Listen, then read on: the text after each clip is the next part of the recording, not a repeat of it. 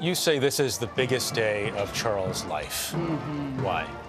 Well, I think he's been king for 8 months now. Of course, as soon as one monarch breathes their last, the next one automatically becomes king or queen. But this is a symbolic day. This is when the crown gets put on his head. And of course, in the old days, that happened so that people could say, this is the guy, right? This is the person that we are going to make the next king. Does anybody have any objections? But now it is a moment of sort of focal celebration for the UK and countries around the world. How is King Charles feeling right about now? I mean, you've known him for years. Yeah, so talking to some people that were with him last night, he's very relaxed. He was in a very jovial mood.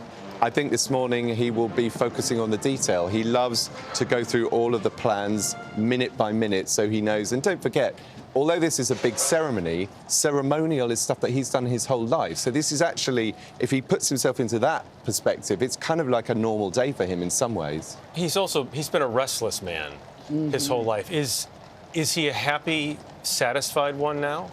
It's interesting. I once spoke to him about the environment, which is something he's cared passionately about. Gave his first speech on that 50 years ago when he talked about plastics becoming a problem.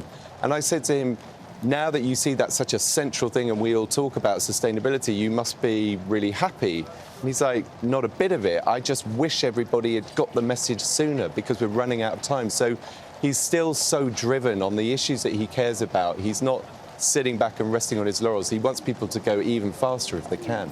So much of the Commonwealth is a diverse group of former colonies, territories. How instrumental or how crucial is it for him to win over those people, not just in the United Kingdom, but elsewhere?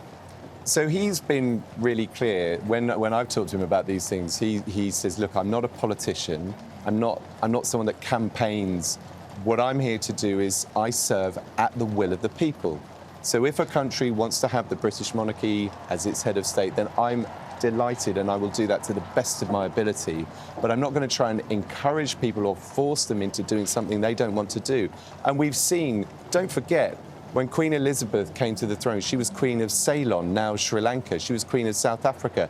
This has changed many times over the years, and I've no doubt that that will continue.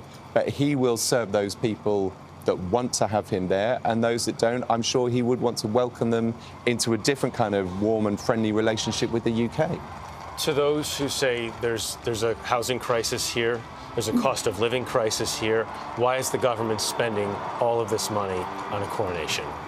I think you won't find many people out there who are not more acutely aware of the need to show value for money.